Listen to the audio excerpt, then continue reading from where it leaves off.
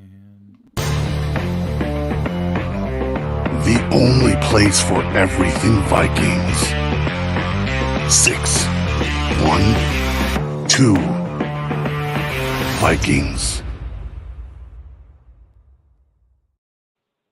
welcome back, everybody, to a live edition of 612 Vikings. We are back again with our best friend Drew, aka Skull TV.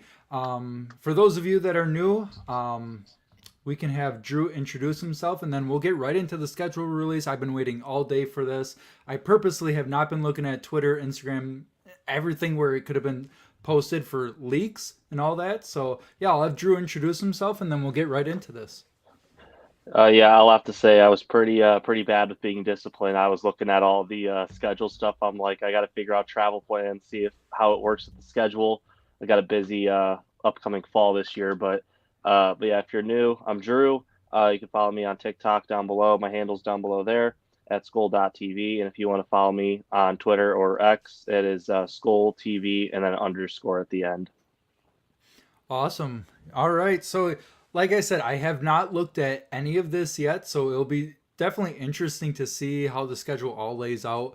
I was kind of talking to Drew beforehand too, and today we're gonna kind of go through, if JJ McCarthy is starting, if Sam Darnold's starting, just some different instances to I guess put under a microscope, as you will. So yeah, we'll get right into this, and yeah, let's switch this over to the schedule on the right hand side of the screen. So this is my first time looking at this. So September 8th at New York Giants. Now there was some speculation of this possibly being against the Bears in Chicago, but I guess that is wrong. So Drew, what's your thoughts on week 1 at New York Giants? Oh yeah. Well, we also can't forget too. There's some speculation it was going to be a Kirk rematch week 1 as well, but it is the unexpected one, which is being the New York Giants. So it would be a rematch of the 2022 wild card game. For this one, it's a little it's not like a big name game, so it's not doesn't get the excitement of a rematch like Houston having Diggs back in Minnesota or bringing Kirk back into Minnesota. But the Giants, I think that's a good, solid opponent to kind of get the ball rolling. I do have this as a win. There's obviously some speculation for who's going to start in this game. I don't really think it matters that much. I think Sam Darnold's capable of winning this game with the weapons he has around him. And I think if McCarthy is the starter, I think it'd be a win as well. So this isn't the Ed Donatel or Donatell defense anymore to kind of bail out these Giants this time around in New York. So I'm going to give this one as a win for the Vikings going into week 1. Okay, awesome. Yeah, I think that's what I should do too. Hold on, let me open up my notes app so that way I can actually write down my wins and losses as well. So yeah, like you said, I don't think it matters who starts this game, whether that's JJ McCarthy or Sam Darnold. Two fully healthy squads presumably for that week 1. I not trying to be biased or anything, but I feel like the Vikings have a better roster. I think a lot of Vikings fans can agree with that too. So starting off on the road as well, where last year we started off or I guess versus Tampa Bay. The year before that, we started in Cincinnati, if I remember right. Okay, I believe so so, yeah. so yeah, we're kind of switching off every year, going road and home. So yeah, New York Giants. It should be an easy W, or I don't. I guess I shouldn't say easy, but it should be a W either way. So I will put that in my notes here. Now, Yeah. So yeah, I forgot. The week 1 2022, that was the Green Bay game where O'Connell had his head coaching debut, and then that was the previous year before that. So that was Zimmer's last year there. okay, Yeah. sure, awesome. Yeah. All right. Let's go on to week 2. September 15th, the Vikings home opener against the San Francisco 49ers. That will be a really good game. Now, I can't tell by the size of all this. I'll have to take a look at it, but that looks like it's just a noon game. Yes, noon it says. Yes. So, Uh, so the only 3 o'clock game it's been reported that we will have is the one in Seattle. That'll be the only evening game. The rest of it, unless it's noted otherwise, or the Rams and the Bears in Week 15, which is the one we're hosting them for, those will be prime time night games.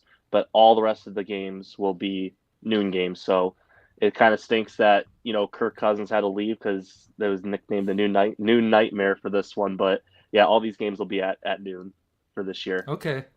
Awesome. Yeah, I'm kind of skimming ahead too. It looks Hmm. like the Rams is a Thursday night game. That will be a really cool game to even go to as well at SoFi. The Vikings have only been there once before, and that was against the Chargers, I believe, and we Hmm. did end up beating them. So, yeah, that's as far as I kind of skimmed. But yeah, I think against the 49ers, that should be definitely an interesting game, especially a noon game. Because as you recall, we beat the 49ers last year, surprisingly, on what was it, Monday Night Football. So, Hmm. Kirk's worst nightmare, but he ended up Yeah. having a great game. And I don't necessarily believe in all like the primetime woes about Kirk, but he's not on Yeah. the team anymore. We don't have to talk about him. But yeah, 49ers, I think that'll be a hell of a home opener. Hmm. Yeah, that one's a little tough for me to decide. I'll just say it's a loss on that one, just kind of being a realistic Vikings fan here. Um, Yeah. Again, presumably both teams healthy, but Yeah, I don't think objectively. I do think the Niners will be the favorite going into this game. Last time around we played them, there was no Trent Williams, there was no Debo, but on the flip side, we didn't have Justin Jefferson on that on the offensive side of the ball, so it is a little bit of a wash that way. But this time around, there is no Kirk Cousins to kind of help you out with throwing the ball. But this time around, we'll have Aaron Jones. So I mean, there's no Eric Armstead on their D line. It'll be Javon Kinlaw and Nick Bosa. But I think this could be an interesting game if the Vikings can run the ball very effectively with Aaron Jones. I think this could be one you could steal, but I think realistically, I do think this will be a loss for the Vikings at week 2. yeah, like Brock Purdy, I think what was that, week 5 last year we played the 49ers? Somewhere around there, yeah. Something like that. So, I think there's kind of rumors of Brock Purdy, being hit in the head a little too much or some sort of injury with him that he, Mhm. when he threw that game losing interception to it, kind of Yeah, sealed the game for the Vikings, obviously. So yeah, that'll be a yeah. super fun home opener. I'm hoping I can attend something like that. And kind of looking ahead to the next week 3, we have versus Houston. I think that will probably be the second most, I guess, sold out game, I guess you want to say, on the schedule, because I think the Falcons will probably be the most with just with Kirk being on that team. Mhm. So week 3 versus Houston, we get back to back home games. It looks like. Again, it's a noon game. Kind of disappointed it wasn't a primetime game because I think I would have liked a tougher team like that to be a primetime game. Might work out that we don't play them in prime time so we don't get embarrassed on live TV. But what are your Mhm. thoughts on week 3 versus Houston? So we got a lot of revenge games in this one. It's a story of revenge. Stephon Diggs finally makes his return back to Minnesota after being traded from the Bills to the Texans. I do think that he's going to get some very, very negative attention from the Viking fans after the way he left, demanding a trade after just winning a playoff game. Uh, kind of being on that direction where it felt like things were kind of turning around for the Kirk Cousins era Vikings. Jonathan Grenard, he's making a revenge game. Blake Cashman's also making a revenge game. Danielle Hunter's also returning back. So it's a very much. I mean, you're pretty much calling them the Houston Vikings at this point, but or the Minnesota Texans, just because of so many roster transactions between these two teams the last few seasons for the very least. But uh, for this game, CJ Stroud, I do think he's going to keep up what he did from the previous year. In fact, probably build off that since they added Stephon Diggs. I'm going to take this as a loss as well. I don't think it really matters as much if JJ McCarthy starts or Sam Darnold starts. I if McCarthy starts, I do think it would be a lot closer of a game. But yeah, I'm expecting Darnold to still be the starter at this point in the season, so I would anticipate this to being a loss for the Vikings at week 3, bringing their record to 1-2. Yeah, I definitely would have a loss there as well. I'm a big CJ Stroud guy, especially after last year. With him missing a couple games due to injury, that kind of hurt. Hurt. The fan viewing experience, I guess you want to say. But now with Stephon Diggs being on the Texans, that wide receiving core is just going to be super hard to stop for sure. And it's not like they're super injury prone either. So, week 3, we're going to get a pretty healthy Houston Texans team. And, Mhm. that defense, like you said, there's going to be a lot of revenge in that game. Danielle Hunter, Jonathan Grenard, Blake Cashman, Shaq Griffin, too, I believe, was on Mhm. the Texans. Yeah. So, it's just all coming full circle. I think it's going to be a great bloodbath, I guess, too. Mhm. I don't expect like a 10-7 game either. I think that's going to be a high scoring game. Mhm. I mean, hopefully not, because the Vikings defense is supposed to take a step up and not a step back. But, just kind of taking a step back too, looking at the schedule, we kind of have a gauntlet kind of going into this with San Francisco, the Texans, and then upcoming going to Green Bay. And if the Giants end up being better than what they are supposed to be this year, kind of like what the Buccaneers were last year, I think this will be a very tough 4 to 5 games, even 6 going into London as well against the Jets. But we'll kind of go week by week here. Going into our next away game at Green Bay, our last September game, it looks like.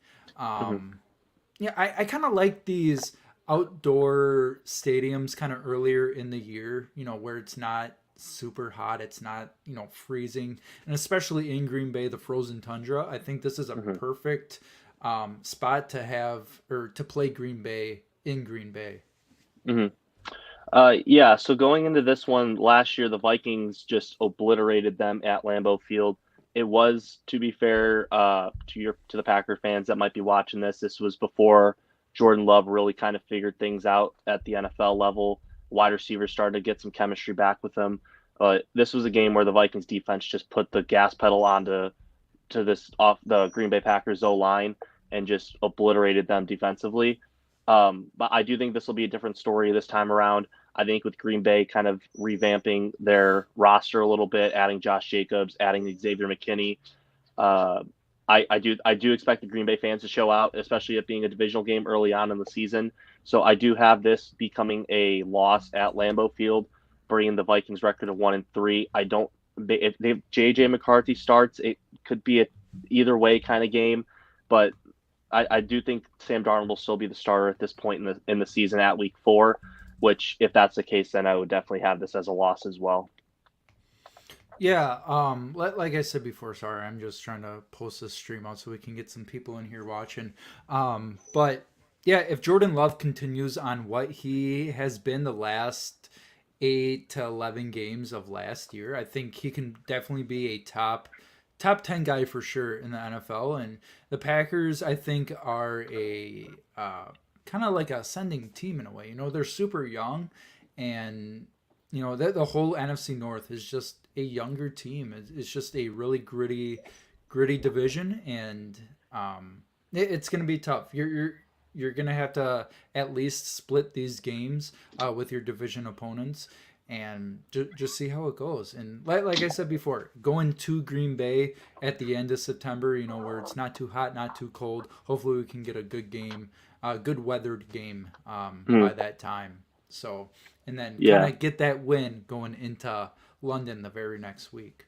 Yeah, and before we move on to the next game, it's also to note this is a Aaron Jones revenge game. So this could also be a game too where you might have to lean on Aaron Jones. The Packers historically have kind of been struggling to stop the run the past few seasons. So if this is a game the Vikings were to win, it would have to be on the back of Aaron Jones.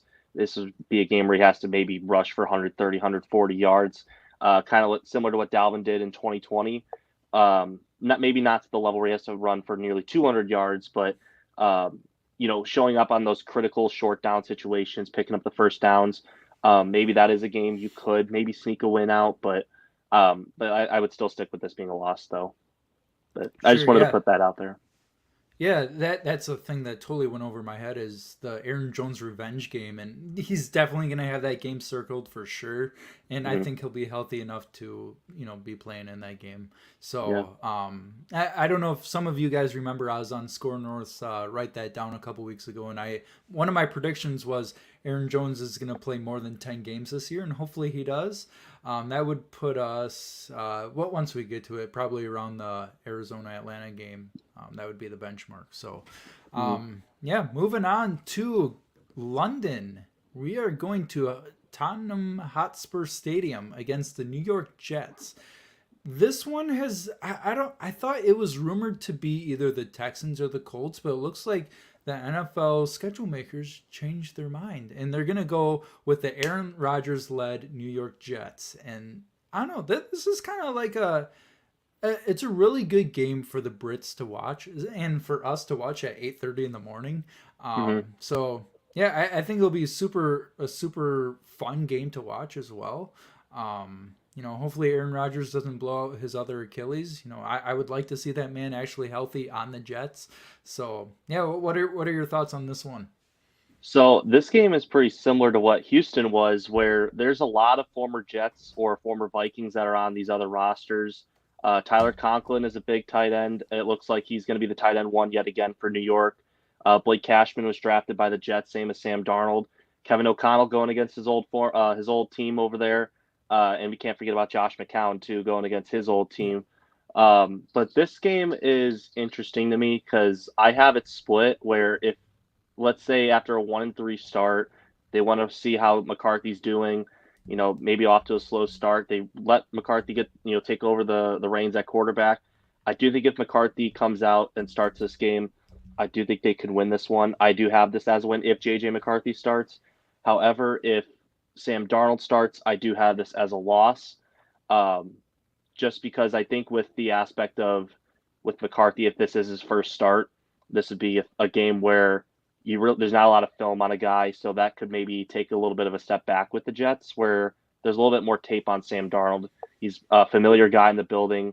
Robert Saleh kind of knows how to stop that kind of scheme with him just being in San Francisco and that Shanahan style system.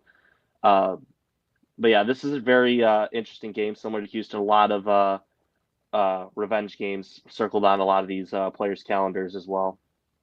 Okay, okay. Now before we get too far too, I don't remember what you put for the Green Bay game. Was that a win or a loss? I had the Green Bay game as a loss. Okay, okay, we're on the same page about that one. What about the Jets? So this one I had split between JJ. If JJ is the starter, I have it as a Okay, win, and then if Sam Darnold's the starter, I have it as a loss. okay, okay. So that's I don't know that's a tricky one for me. I have a weird feeling because all London games or just international games are tricky Hmm. because neither one of the teams are on their home field, and Hmm. obviously this counts as a Vikings home game. So Yeah. it's tough. I like when we beat the Saints. What was it? 2 years ago, 2022. Hmm. The double doink game. That Yep. part two for the Saints. So yeah, anything can happen. Yeah, I don't know. I have a weird Yeah. feeling that the Vikings will win this game. Ask me again. Once the season starts rolling around too. But Yeah. as of right now, I have a weird feeling that the Vikings might pull that one out. Yeah, and it is something to note too. The last few seasons that the Vikings have gone to England, I believe they're undefeated at England. Yep. Um, with the ones that most come to mind was the year in 2017 where they played the Browns, where the Adam Thielen soccer slide that was the signature moment, and then obviously as you brought it up before the double doink game, um, the thing that really pops off in that game for me offensively for the Vikings was Justin Jefferson just mossing Marshawn Lattimore on that deep route. Kind of Um, staring at them. yeah, kind of staring down Love at that him, part. kind of led to that legendary picture. If you're a Vikings fan, a Yep. picture you'd kind of want to get rid of if you're a Saints fan. For the last at least 3 seasons, we'll say. But uh, but yeah, this will definitely be an interesting one, and it's also to note too. Aaron Rodgers is also turning 40, and he'll be turning 41 in a couple months after that game happens, coming off an Achilles tear. There is some question marks I would say at quarterback. What kind of Aaron Rodgers are we getting? is this an Aaron Rodgers from Green Bay? Or are we getting are we getting more of the old Brett Favre where he kind of took a really massive nosedive at 40, 41 years old? So I think this would definitely be an interesting game for the Vikings, to say the least. Yeah, for sure. I had to put up Alex's comment up here. The Giants are gonna, I don't know if I can say that, but smack y'all. Yeah, good luck. Turn off your Xbox or PlayStation, whatever console you use, and if you don't, maybe you can beat the Vikings in that. But either way, I don't think that's gonna happen, Alex. So, all right, the next week we have a bye week. I think we'll win that game too. No, I'm just kidding. That this is the first time that I guess with the rule changes that you can pick your bye weeks. I think Kevin O'Connell's kind of experimenting now because the last time we played in London versus the Saints, we picked to have the bye week.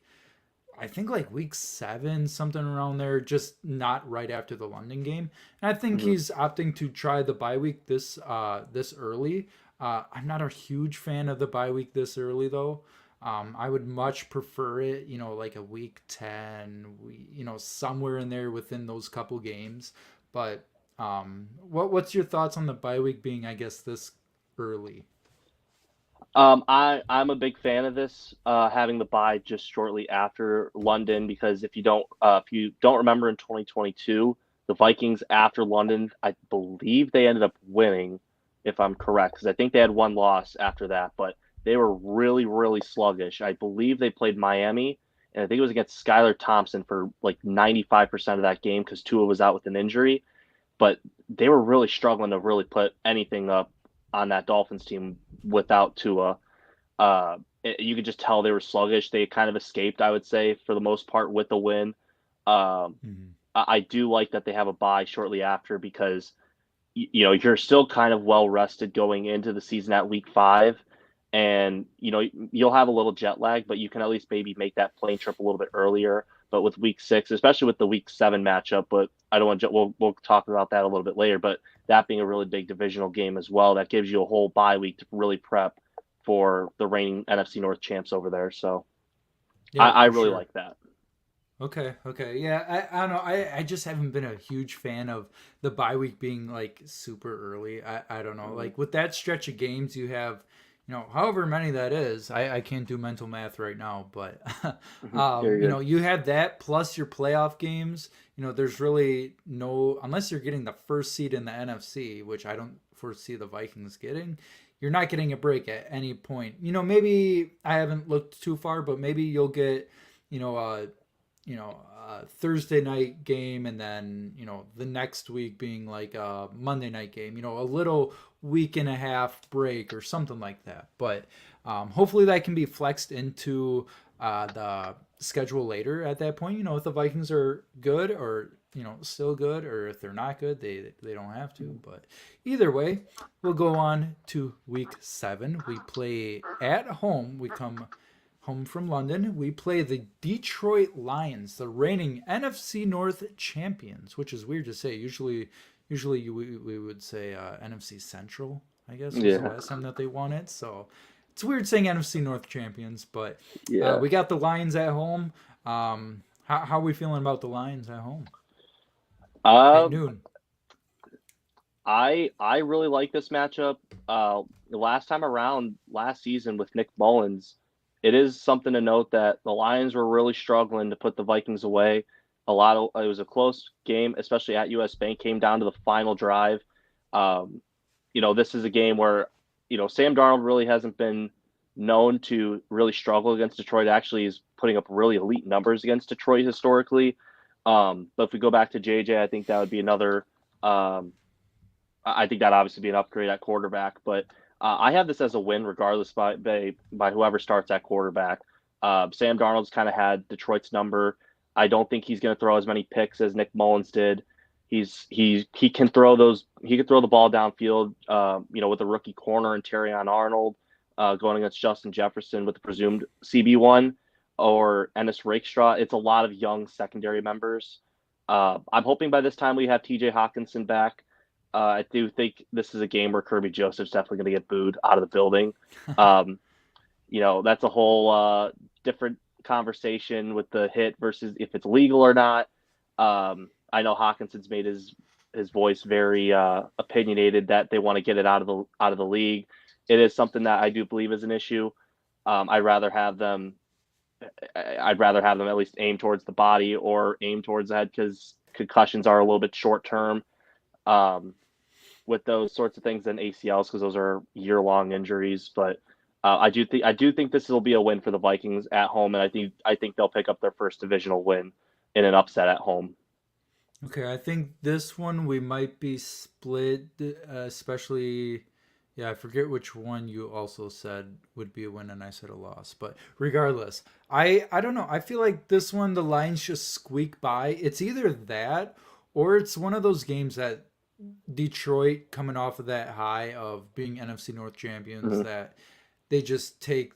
I don't know, like they call it like a Super Bowl slump, whatever they call it, Hangover, hangover. yeah. Yeah, but obviously, Detroit didn't even make it to the Super Bowl, so they Mm-hmm. can't have that. But just coming off that high, the same, I guess, feeling in a way that Detroit's just not the same. I could also Yeah, see the Vikings squeaking something like that out too. So, yeah, um, we'll see how that goes.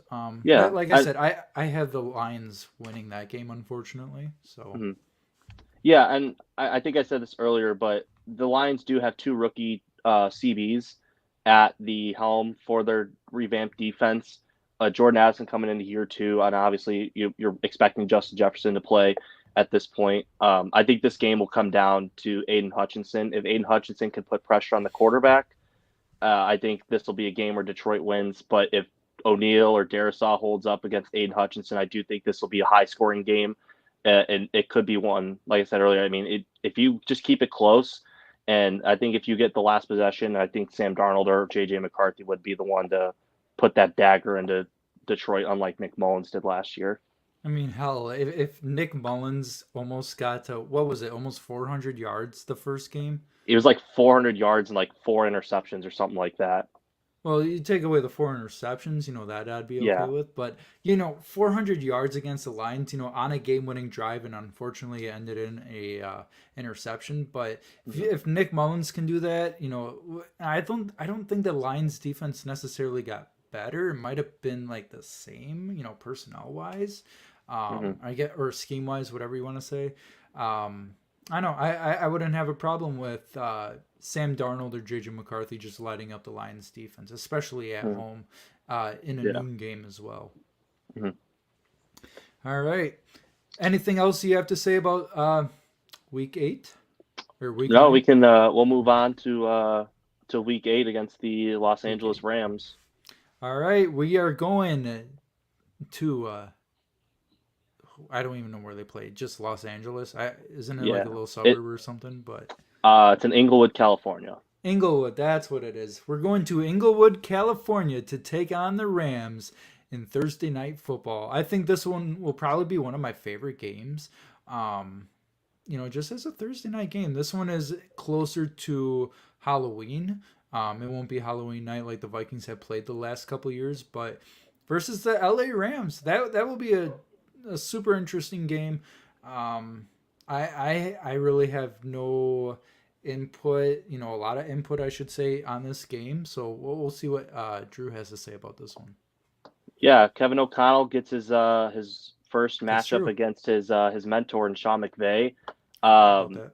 this is also a game where Brandon Powell and Johnny Munt will be visiting their old squads for the first time since their Super Bowl win from 2020. Was it 2022, 2021? Yep. Um,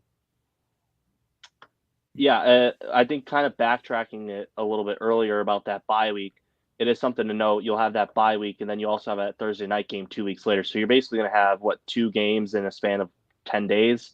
I do think that's another reason why that bye week comes in so clutch as well for the Mm-hmm. Vikings. But going to week 8, Stafford's kind of had some issues with some injuries, so we'll see if he's healthy for this game.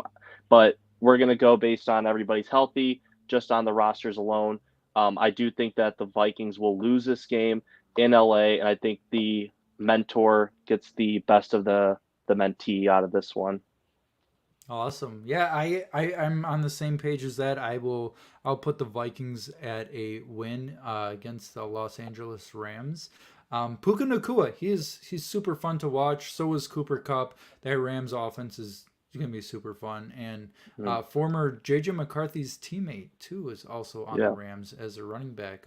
Blake Corum, I think his name yeah. is. So I don't know how much he'll be featured on the Rams. Mhm. I don't know.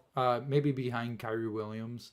Mhm. So yeah, it's super fun, interesting Thursday night Yeah, football game. I don't have too much to say about it. I just think that will be super fun. yeah.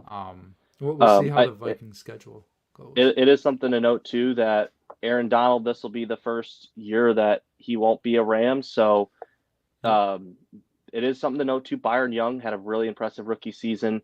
They also had that really good rookie nose tackle out of Wake Forest. I do think their D line's definitely improved a little bit. They also got Jared Verse in the draft. So I think this is a game where the X factor will be the O line. Can they run the ball? Can they keep the quarterback protected? And if that's the case, I would expect a very high scoring game. So this would be an exciting game in my book. For sure, for sure. Yeah, I think it'll be, like I said 1,000 times, it's going to be a super interesting, fun game to watch. By the way, we'll take a quick break for you guys. Those of you that are watching, if you guys are following along, make sure you put W's or L's in the comments too. What you guys think the Vikings schedule is looking like, as we talk about these games. Curious to see what your guys' input is on this as well. Those of you that are watching after the stream or watching this post live, comment down below what you think the Vikings schedule or their win loss total is going to be, and what your favorite game or the game that you're most looking forward to is this year. So, all right, with that said, let's move on. Whoa, to the second column here that you guys are looking at home versus the Indianapolis Colts. Again at noon.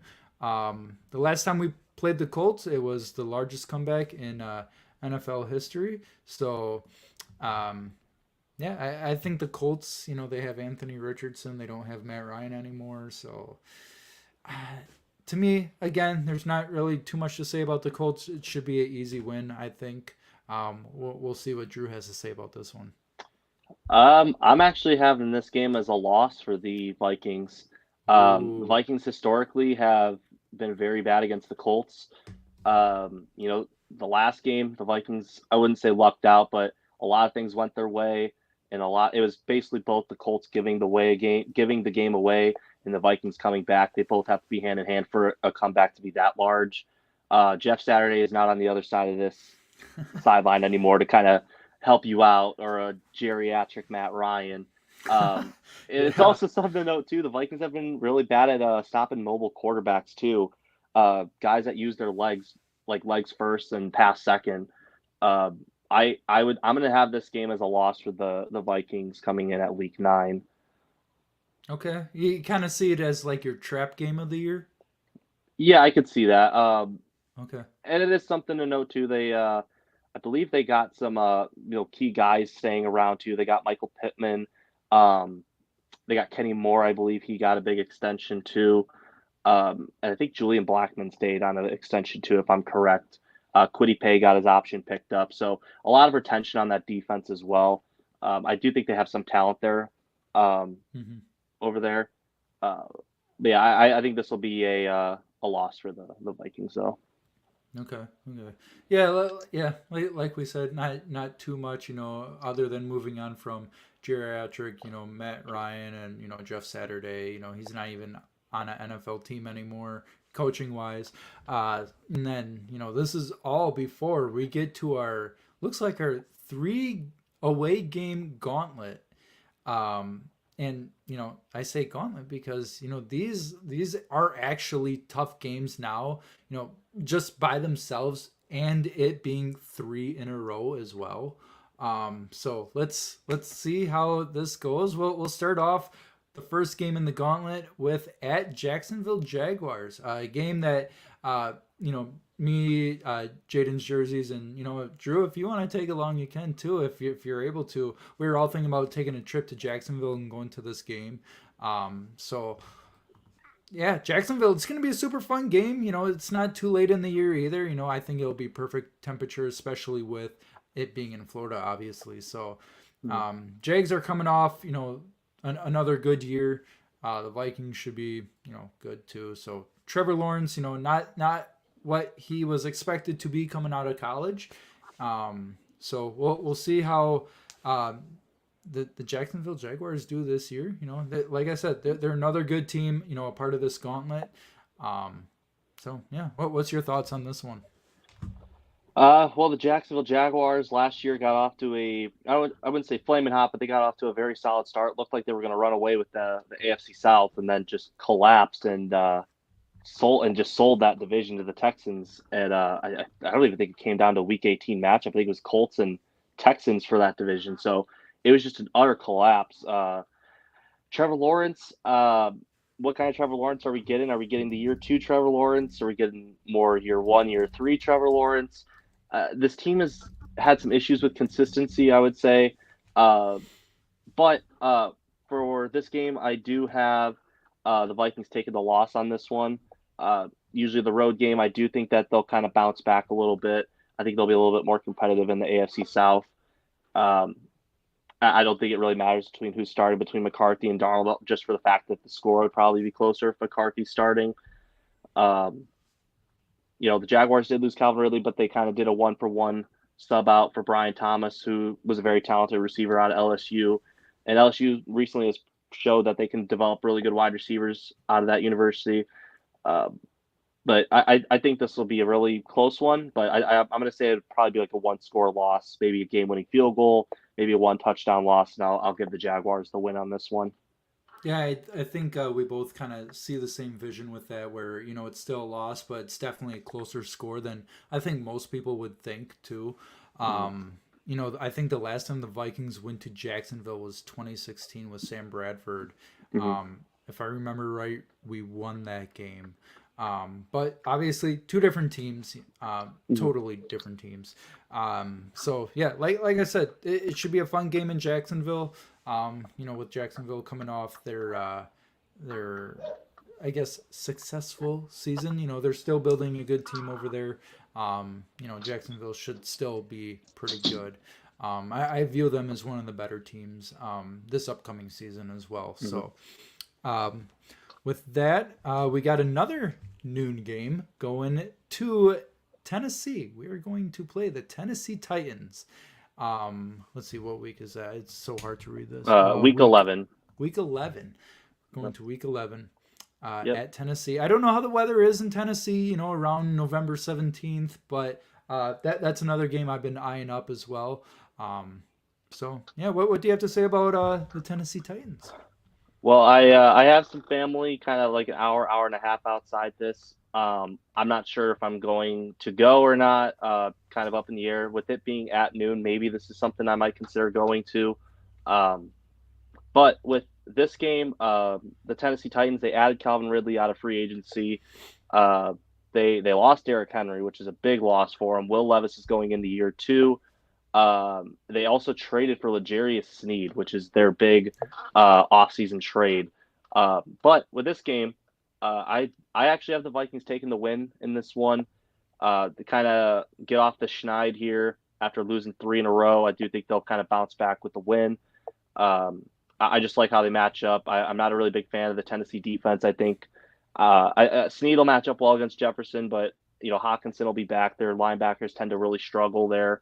It could be a big Hawk game. It could be a big Addison game. Aaron Jones could run the ball pretty well in this game too. But I'm going to give the Vikings the win, going from 3-6 to 4-6 on the season. Okay, okay. Another thing I just noticed too is we play three AFC South teams in a row. The one that's breaking it up, obviously, is the Houston Texans. But Mm-hmm. yeah, no, that's crazy that we play all three of those in a row. But Yeah. yeah, Tennessee, it's gonna be. I think it's gonna be a bloodbath type game. A low scoring game, whether that's 16 to like 10 or I don't know, something like that. Tennessee's offense is going to be, I think it's going to be pretty good. Bearing Will Levis taking that next step into his NFL career. I think he's a pretty scrappy, decent quarterback. If he can get some more tools under his belt, mechanically, just accuracy, everything like that. Just take that next step. The Titans, I think, are going to be a sneakily good team, a team that a lot of people don't really give a lot of credit to. Um, but Traylon Burks, I think he's rumored to get traded, especially with that wide receiver core. They have uh, Ridley. They have now I'm blanking. I D memorized the Hop. whole D Hop. They didn't they just sign somebody else too not too long ago. Tyler Boyd.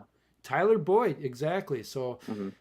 I think the only thing that they're really missing is like a really good tight end. It doesn't even have to Yeah, be really good, but just a yeah, reliable guy. But yeah, other than that, the Tennessee offense is going to be really good. Um, yeah. they just got to We're stay healthy. Yeah, I'm gonna say Chigakonkwo is a pretty underrated tight end. Like I said, he's not a name, household name, but this guy is. I think he could surprise some people. Maybe he won't be a 1,000 yard receiver by any means, but he's a pretty good blocker. Tony Pollard, they just added also in free agency, but this could be a guy that can maybe get 500, 600 yards or like 5 or 6 touchdowns. But he's a pretty like very solid tight end. He's not Under the horrible, but radar. yeah, under the radar just Okay. because he was a late draft pick. Those guys tend to have to kind of work a little bit more, but.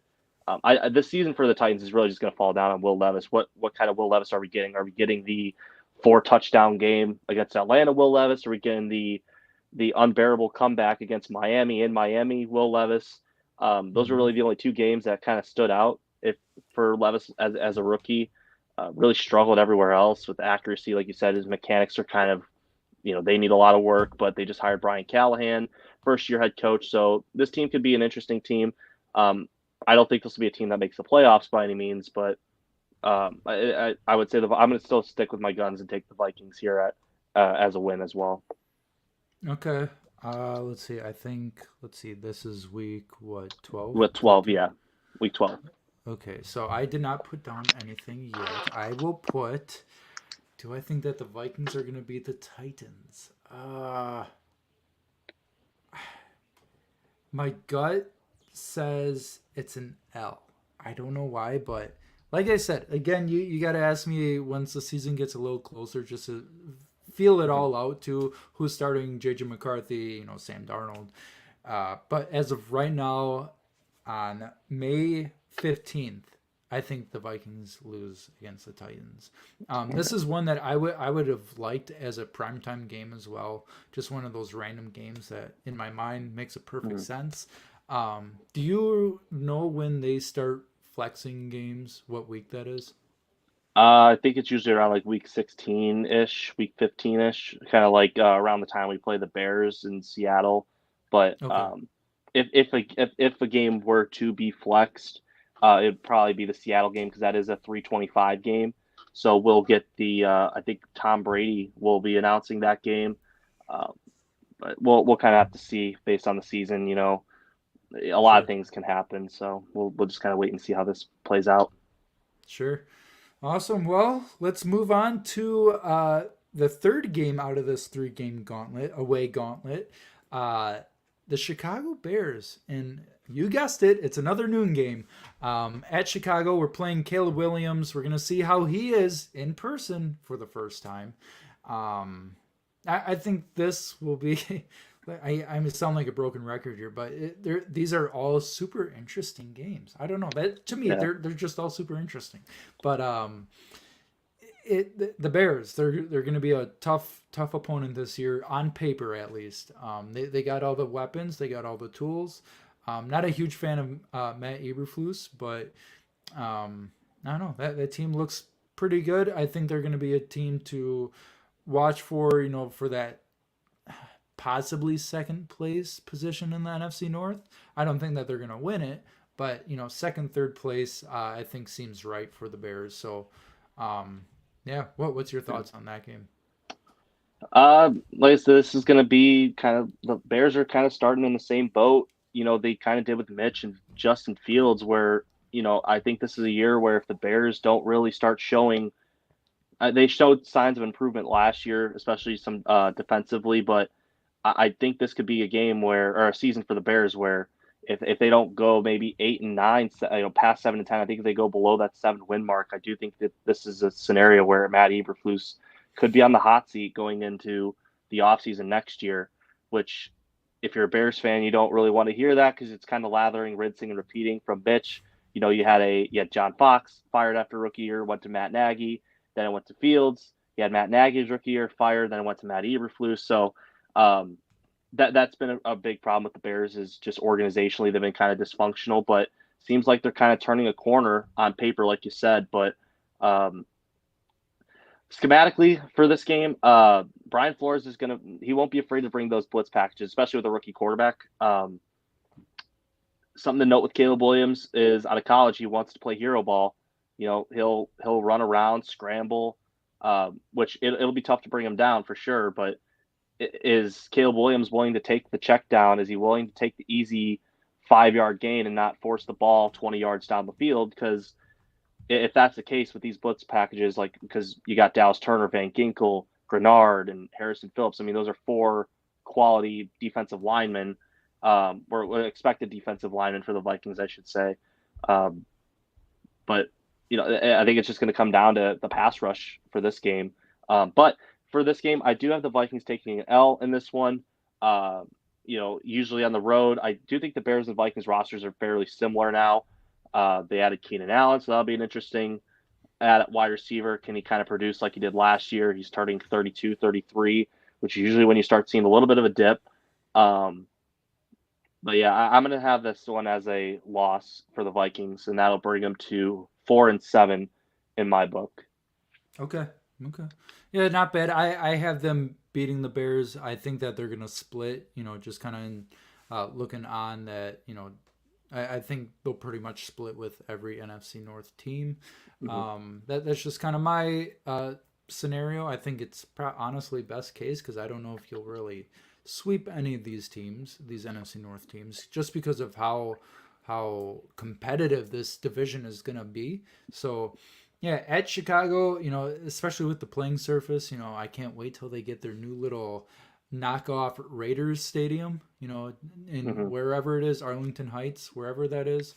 Yeah, it's looking like they're gonna renovate Soldier Field. Oh, You don't know, I'm from the area, so this is a game I'm hoping I can go to. Hopefully, I can get some money to go, but this will definitely be. I'm just glad this game is not week one. Just for the fact that for me to go personally, week one, those tickets are going to be really expensive to see the debut of Caleb Williams. So I'm really glad that this game is not week one. The only downside is it is going to be a little bit on the chilly side. Most likely, it'll probably be maybe your upper 30s, low 40s. That is something to take into account too. Vikings really haven't done well in those cold weather games, but yeah, I have, like I said earlier, I think this will be an L, and we'll move on to the next week for the Vikings. awesome. Now, this is where we start week 13 through week 15, where we have our three home game. I don't want to say gauntlet because it looks like I don't know, some easier teams in there.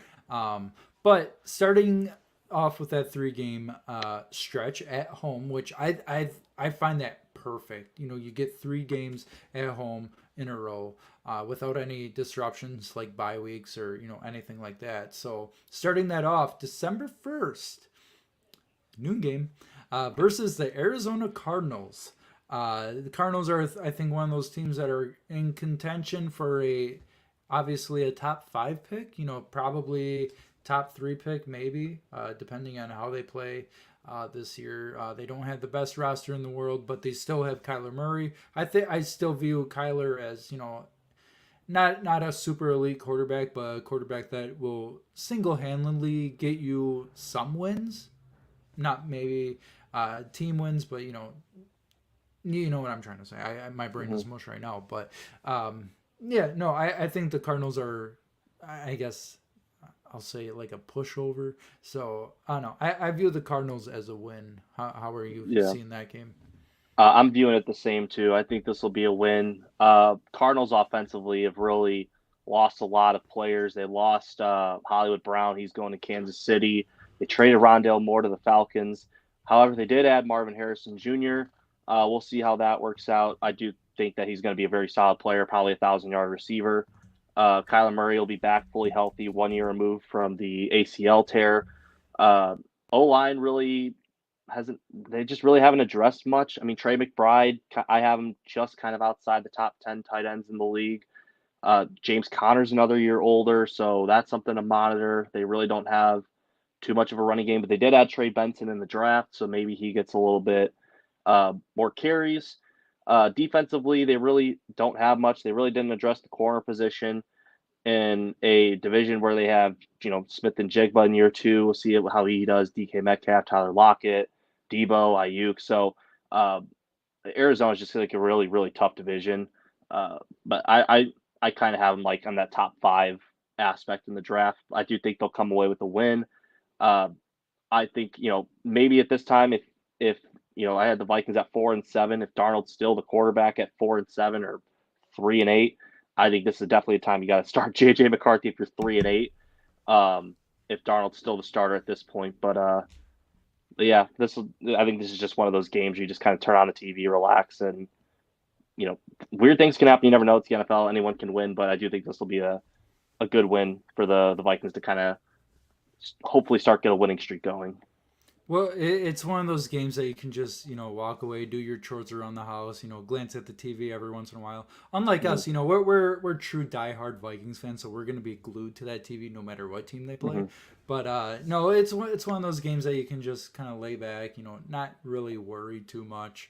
Yeah. But it is the Vikings, it is the NFL, anything can happen. So, Yeah. um, To kind of transition this one, I think this is I don't want to say tune-up game, but could be kind of a tune-up game for that next week's matchup that we see on the schedule. So I'll pass it over to you, and we can kind of for move over to sure, the big one. we have week 15, Or December week 8th. 14. Week 14. Yeah, My week bad. 14. No, you're good. Week 14 against the Kirk Cousins led Atlanta Falcons. I'm surprised, just getting this out of the way. I'm surprised this is not a primetime game. Like it should be at least a Sunday night game. Or maybe even Monday night because everybody has their Monday night woes with Kirk Cousins. But no, like I said, I was surprised that this wasn't a primetime game. I would have liked to see this be a primetime game, a Sunday night game, but that we're not getting obviously. Hopefully, I don't know, I don't know, I hope they can flex this, around this time, but Hmm. no, this will be definitely a super interesting game, obviously because of Kirk Cousins, and I think it's outside of obviously the quarterback situation, this will be a very interesting game or a good game. It's a good team. The Falcons, I think, are a good team. They have a good defense. They have a good offense, good receiving core. Um, so yeah, it'll be a very fun team to watch at a freaking noon game. Yeah. Um, this game was really weird to me. Uh, this is a game where I could see the Vikings winning. It is something to note too when Kirk left Washington to go to Minnesota. Even when he started at Washington, his first like kind of year as like the starter was kind of a slow start. 2018 was probably his worst year as a Viking. It's not that it was like he was a liability, just more he wasn't putting up the numbers that we're so used to um, with the Vikings from 2019 to 2023, where he just was putting up 100 passer rating and close pushing 30 on the touchdowns, kind of hovering around that 10 interception mark. Uh, but with this one, Falcons made some moves this offseason. Drake London will be in another year. Kyle Pitts is hoping to take that next step forward with now a true passing quarterback that can actually get him the ball. The big move they made offensively was getting Rondale Moore from the Cardinals, I just said earlier. So that we've kind of had some struggles stopping him the last few years just based off his speed. They also added Darnell Mooney. I think it's a really good wide receiver 3 over there at Houston. AJ Terrell's on a contract year. Grady Jarrett's probably the tail light of his prime where he'll still be productive before the fall off happens. Jesse Bates, probably one of the best safeties in football, did pretty well against the Vikings against Joshua Dobbs. Just Vikings came away with the win that time around, but I'm gonna have this game as a loss, unfortunately. As much as I want this one to be a win, This um, guy, This guy. Jeez. I do have it as a loss. Try to see it objectively. I think the X factor for me was just the weapons on offense. They had the running back in Bijan. They got the tight end in Pitts, Drake London, Rondale Moore, who we've had his history of struggling to stop, and Darnell Mooney, former division rival, kind of knows how he operates, especially with the Vikings and Kirk Cousins. Uh, I just think that the weapons on offense might just be a little bit too much to handle with the Vikings, whose corner room is kind of up and, kind of has a lot of question marks. Mhm. Vikings fans are kind of arguing who's going to be on this roster because there's a lot of guys that are just kind of mid that might be practice squad or cut candidates. We just cut Jawad Williams for James Lynch, so that kind of opens things up a little bit for him. But Andrew Booth and Caleb Evans probably fighting for a roster spot.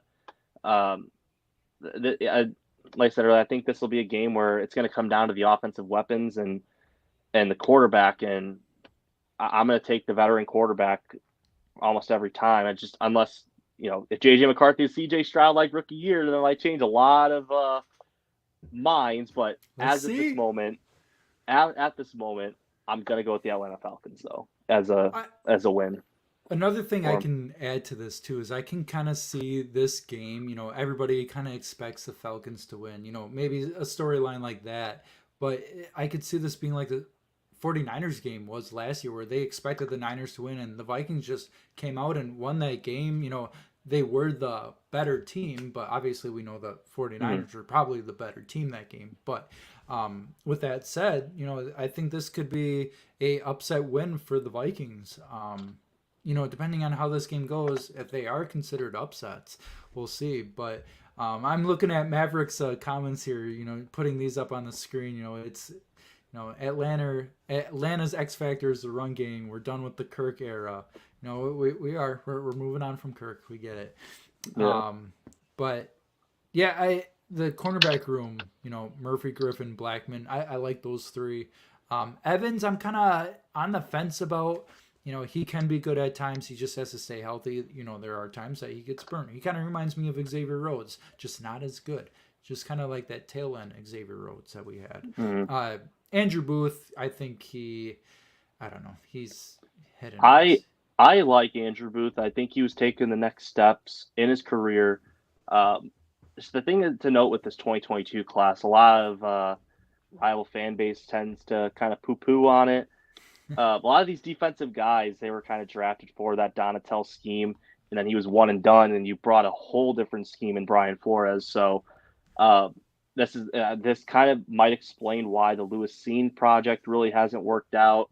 Also, Cam Bynum taking the next step really put a big dagger into that, and Josh Metellus kind of being that Swiss Army knife was just kind of that dagger, especially for the safety room. But um, I do think if any defensive rookie has the best shot at probably being a starter from that class, it's probably Andrew Booth, who was pretty efficient. Kind of a quiet season, but that's kind of what you want out of your corners. He wasn't really getting targets, but defending a lot of routes. But um, is it more that he's guarding the bad wide receivers and they're throwing to the better ones? Who knows? But um, yeah, we'll kind of have to see how this one kind of plays out. This will definitely be a very close game, to say the least. For sure. Yeah, Maverick. That's when Xavier was roads open, pretty much. Pretty much. It wasn't roads closed anymore for those 2 years that he was roads closed. But Mm-hmm. all right, well, we're moving on to Monday Night Football against the Chicago Bears. Caleb Williams returning to, or I guess, yeah, coming He'll to be. U.S. Bank Stadium Mhm. for the first time. Within 2 weeks time that we last played the Bears. Monday Night Football. We'll see how Caleb Williams plays inside the bright lights of U.S. Bank Stadium. Yep. Um, not much to say about this one. I think this is another game where, we'll talk about this later too. Is maybe not on this podcast, but later. They're classic throwbacks. I think this is a game kind of that they would wear those two, but Mhm. hopefully not the same result as this past year when they lost to the Bears. But yeah, other than that, I really don't have too much to add to this game. Yeah, division rival Bears are kind of in a similar situation with the Vikings rookie quarterback. talented offense on paper. Um, if JJ McCarthy's a starter, is going against his childhood team in the Bears. For this one, like I said, we kind of went over a lot from that Week 12 matchup. I think this is a game where you're going to have to send the house a lot. The U.S. Bank's got to get loud on those third down situations, kind of force Caleb to throw the ball deep, throw those effort balls and see what happens. Just throwing balls up for grabs, possibly. But with this game, I do have the Vikings taking the win at home at U.S. Bank Stadium on Monday Night Football, kind of the reverse Kirk Cousins kind of game. But yeah, that would put them at, for me, about 6-8 on the season. So yeah, I think we can. Unless you have anything else to say for this one. Yeah, no, nothing else. It kind of is the Bears. We kind of have to wait and see how they play this year. If they are living up to what people expect them to be, or if they're not, what we'll see once we get to that halfway point in the season. But moving on to week, what is that one? 16. Week 16, we are playing at Seattle. It feels like we play Seattle every single year. We might as well count them as a NFC North opponent because of how often we play them. Maybe not twice a year, but we sure feels like we play them every single year. But late December, we are going to Seattle where it might be wet, cold, and rainy. Vikings haven't been the best outdoor team in recent years or in recent memory. They're playing at a 325 game, which will be interesting. But yeah, any thoughts on this one? We're playing the Seahawks without Russell Wilson for the first time. Yeah. So I think the big thing, elephant in the room, Vikings fans, is it is in Seattle. We haven't won in Seattle, I think, since like 2006.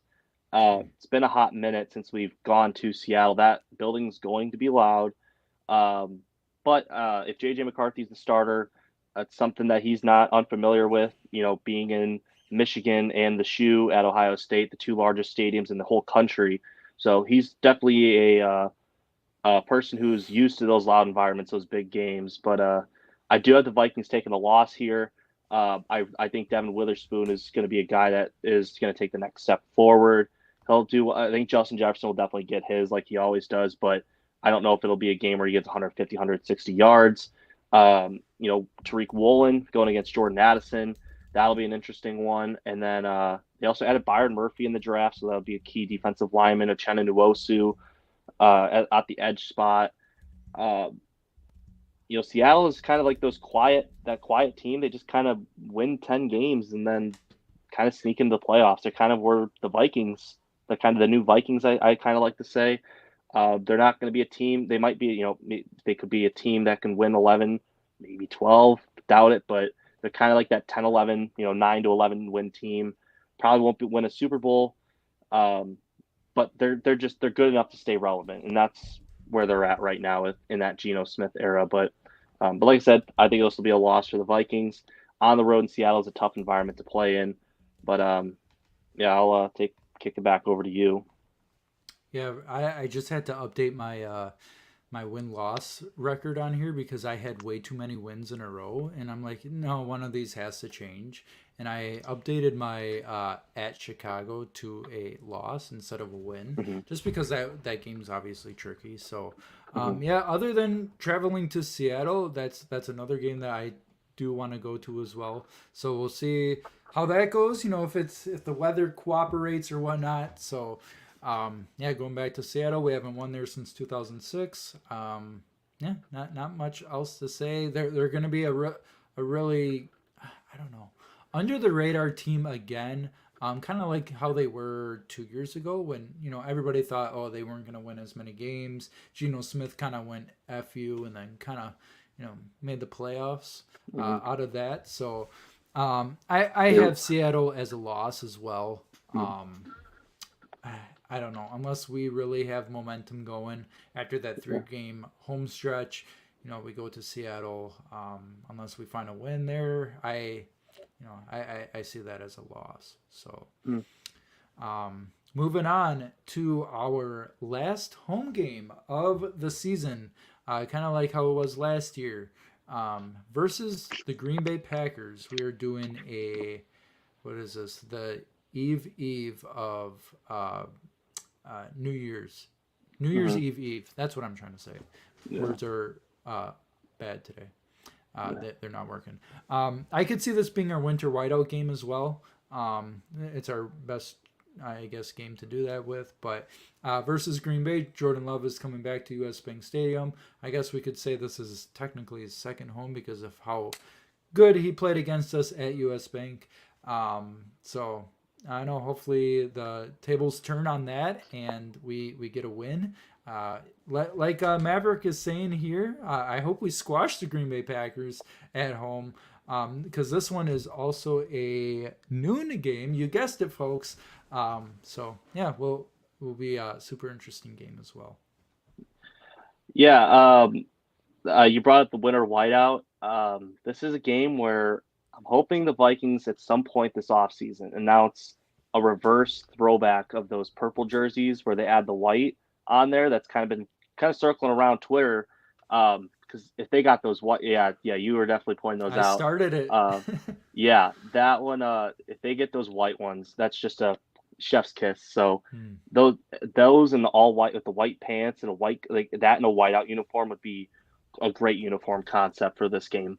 But going into the gameplay, you mentioned that this was a game where the Packers kind of took the Vikings out to the barn shed a little bit. Vikings were just kind of trying to just crawl their way out of the year. I wouldn't say tanking because you don't want to obviously tank against divisional opponents. I just think that just there was just kind of like that lack of motivation to really win after Kirk went down, especially after that deflator against Detroit that previous week last year. But I do think the tides turn this time around. I do think the Vikings do pick up a win at home. I think this will be a game where the Vikings didn't. They always seem to kind of split against Green Bay, even when the Packers are kind of struggling or when the Vikings are struggling. Normally they just kind of split those games. So I'm gonna give the Vikings a win. Um, I hope JJ McCarthy's starting at this point, but yeah, we'll give the Vikings a win here, and that'll put them at I think 7-9 for me in my book. Okay. Okay. Yeah, I've nothing else to add to this Green Bay game other than I kind of want to erase the memory I had last year of actually getting free tickets to that game too. Going with my stepdad, he's a Packers fan, so it kind of sucked watching that game with him. There in person, was witnessing that mass murder. So, other than that, other than the Vietnam War flashbacks of that game, we're going to move on to the TBD, to be determined game at Detroit.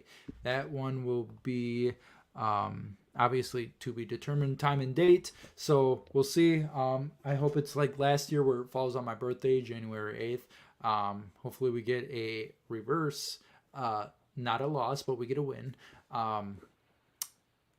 Yeah, ending the season again at Detroit. We'll see how the Lions play this year. I'm kind of hoping they take a step back, after their playoff success that they had this past year, paying Goff, what was it, close to a little over 50 million per year, Yeah, close 53 to it. million. Yep, 212 over 4 years. Yeah, so And yeah, if you're paying basically your Kirk Cousins of the Lions that much money, you'll handicap your team, as we Vikings fans know, for the foreseeable future. And you no, got your wide receiver locked up. You got your right, right right tackle, tackle. Yep, right tackle locked up. So you got those guys locked up. A lot of money into that offense, where we now have a rookie scale contract we get to play around with. yeah, So, other than that, I don't know. I see this as another loss. I think we get swept by the Lions again this year, unless they do take that step back, which I honestly don't see them taking. But just yep, kind of hoping they do. yeah. I think this was a game for me that I was kind of surprised that they didn't put Detroit and Green Bay at Week 18 because I kind of feel like that would be the matchup where it kind of would be like a divisional like winner take all possibility, kind of what they did last year with the Vikings and Lions. It was kind of perceived going in the year that could be a winner take all game until the Mm-hmm. Kirk injury happened that kind of just derailed everything. But I do have this game as a loss too. Um, I think the Lions will probably have a little bit more to play for. I think this is a game where you just kind of see where JJ McCarthy kind of makes his steps to being a better quarterback into a sophomore season. Does make it I had this game starred too because JJ McCarthy is making his return to Michigan. Ann Arbor's Nice. probably about 30 minutes west of Detroit. Yep. So he'll probably receive a very handsome welcome after just winning a national championship for Michigan there. Um, but yeah, I think this is like I said, we kind of went over a lot with Detroit and Minnesota earlier in the show.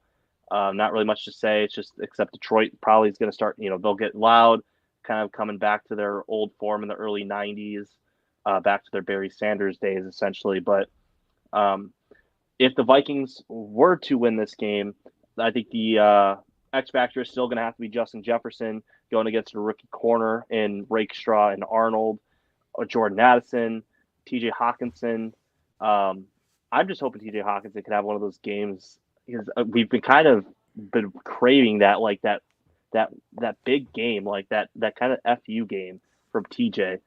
Um, but that kind of wraps up the season. I have them going at 7-10. Uh, I have them kind of picking around in between 8 to 12, depending on where other teams are. Um, in their strength of schedule and their records and whatnot. Um, but I think this is a season where it's kind of a bridge year to 2025 to 2026 season.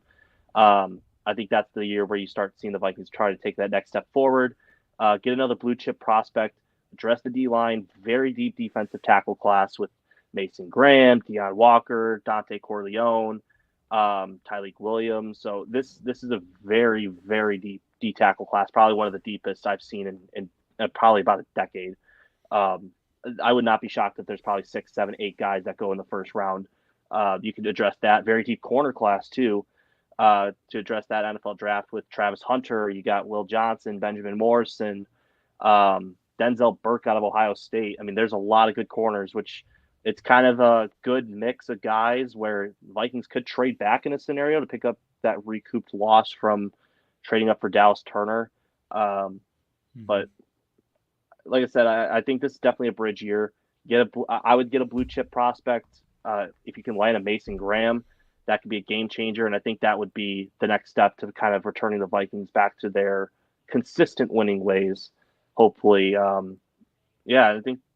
I think this is just a season where you just kind of have to relax, enjoy the ride with JJ McCarthy. Just kind of watch, see how he does. If he does play this year, um, I won't get my hopes up that he will start, and if he does, it'd be great. A lot of eyes on him. But if it is Sam Darnold the whole year, um, I won't be upset. I think it'd be just as good of a choice as well. Just kind of recoup some draft position, look forward to the future, and yeah, just kind of want the season to start. See some guys take the next step forward with this roster. Sure. Yeah, I think I had the Vikings going like 8-9, but that's me being realistic and optimistic as well. So Mm-hmm. those two don't necessarily always mesh the best, but well, like you said before, we have to see how the Vikings, if they play JJ McCarthy or Darnold, see, because both quarterbacks are different players. Really, they really are, and Mm-hmm. just this whole Vikings team, how well or poorly they do play. And I know a lot of people have said this too, that this year is, so if you're kind of looking at a bingo card, you have that free space in the middle. This is kind of the free space year for the Vikings. You if you do great, you make the playoffs, awesome. That's you with a rookie quarterback with Sam Darnold, awesome. You made the playoffs. Anything can happen. Mm-hmm. If you start Sam Darnold slash JJ McCarthy and you don't make the playoffs, you go, I don't know, like 4-12 or whatever it is. You don't win that many games. You finish fourth place in the division. Awesome. You get a good draft pick and you get to build your future. And then that's when 2025 is your competitive year where you are all in. You're playing to win the North. Mhm. You're playing for playoff spots, Super Bowls, stuff like that, and that's when you really have your team. Yeah, So, um, yeah, well, and yep. oh, Go ahead. sorry, I was gonna say too. It is that bridge year too, and it is something to note too that the Vikings are going to have about 100 million in cap space, so Yep. they do have that freedom where they could maybe do an early draft trade back, like they did with Houston, pick up some draft capital, especially those day two, day three picks. Maybe look to trade some guys that maybe have very expensive contracts on a salary dump. You could take those salary dump guys. So I know a big thing has been, well, why can't the Vikings make this move for a fourth or fifth round pick for a star player? A lot of those are salary dumps.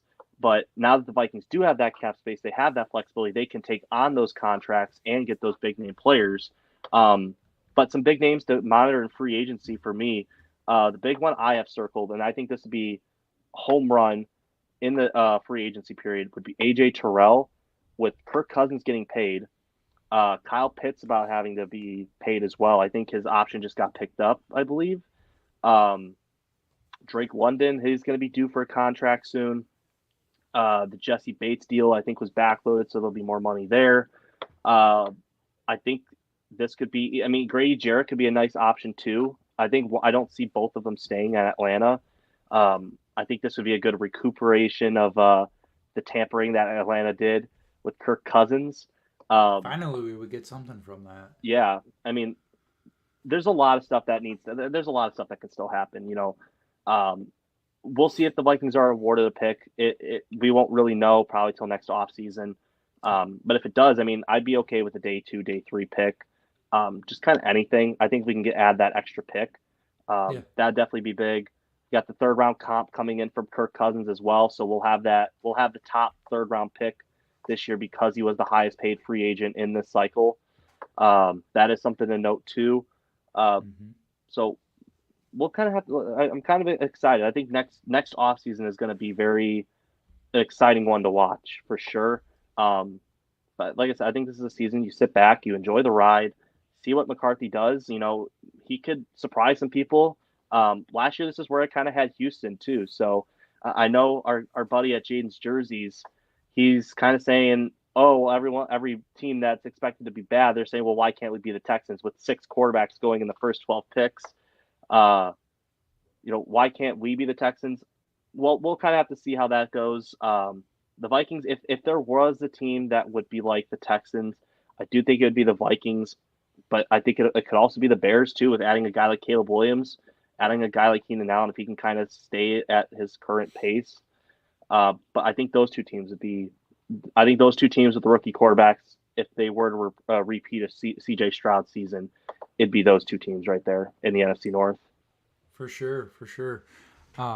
And then while we wrap this up too, just curious on what, like, if you obviously you're a Vikings fan, what if you could pick one home game to go to out of everything that we just looked at? What would be your one home game you would want to eye up, or which one is most interesting to you, most intriguing? Um, my wish list game would probably be Atlanta or Green Bay. I've never seen a Packers Vikings game. Those tickets usually get pretty expensive. So that is one I would like to see as my wish list. But personally speaking, I would most realistic one I'll probably end up going to is maybe the Bears in Minnesota. Um, I'll be at winter break for school, finishing up student teaching, looking to be a coach, kind of dealing with me in the personal life aspect of that. But Mm-hmm. um, I'll be like my first weekend of winter break. I'll be graduating from college, so yeah, Awesome. that'd probably be the two games I'd probably say would be Bears and Packers. Those NFC Sure. North games definitely get very exciting, intense. Oh, for sure. Any divisional opponent is super Mm-hmm. fun. I've been to all three so far, and I think the Packers definitely are the best ones to go to, whether that's in Green Bay or Minnesota. Just Vikings Packers games. So, I mean, as far as me, what games I would like to go to. Obviously, I've been to so many in the past year, but I feel like if I had to pick one. Either the Texans or Falcons, to be honest. That would be really Yeah, That'd be really fun, especially get to boo Kirk in that Atlanta game. You get to see a really fun, exciting young team in the Texans. Um, so yeah, if you had to pick one of those two, just flip a coin. To be honest, so yeah. um, That Houston other game would definitely be one too. I would love to boo Stephon Diggs out of that building because I think a lot of Vikings fans are definitely excited for that one. Because that'd be his first time coming back to US Bank yeah, too as an yeah, opponent.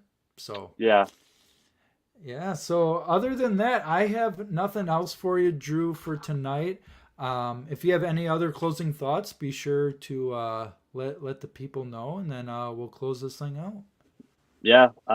Kind of just reiterating, I think this just kind of sit back, enjoy the ride. You know, it's kind of nice where we don't have this high expectation of having to win 11, 12 games with like how we did with Kirk. This is a season where I'm expecting kind of being average. Um, I think if I had a hope for something, just try not to finish fourth place. But like you said earlier, if you get fourth, you get a blue chip prospect, and you'll be fine. You'll just revamp a roster that's already loaded to begin Yeah, with, and just help build around JJ McCarthy even more, especially defensively. But just kind of sit back, enjoy the ride, and hopefully JJ McCarthy is the franchise quarterback that quarterback of the future we've been waiting for so long. that's what we're hoping for, man. That is definitely what we're hoping for. The highest picked highest picked quarterback by the Vikings. So you Mm-hmm. gotta hope he pans out and is successful. A couple playoff wins. Build up that rookie skill contract, take advantage of that, and I think that was pretty much the goal. If you can get Kirk Mm-hmm. Cousins out of JJ McCarthy, just skill set wise, add the mobility, I think we'll be just fine. Yeah. So, yeah, other than that, make sure you guys go follow Drew on TikTok and on Twitter or X. So on Twitter, he'll be SkullTV _. And then on TikTok, as you can see, it'll be Skull.tv. So make sure you guys go give him a follow there. He has great stuff, great memes throughout the season as well. So yeah, thank you, Drew, for joining for tonight. We'll definitely have you back on, and we can talk about schedule, more in depth things too Mm-hmm. as we go on. OTAs are coming up next week as well. So Mm-hmm. yeah. Other than that, thank you, Drew, again for joining tonight, and we'll see you guys later. All right. See ya. Skull Vikes.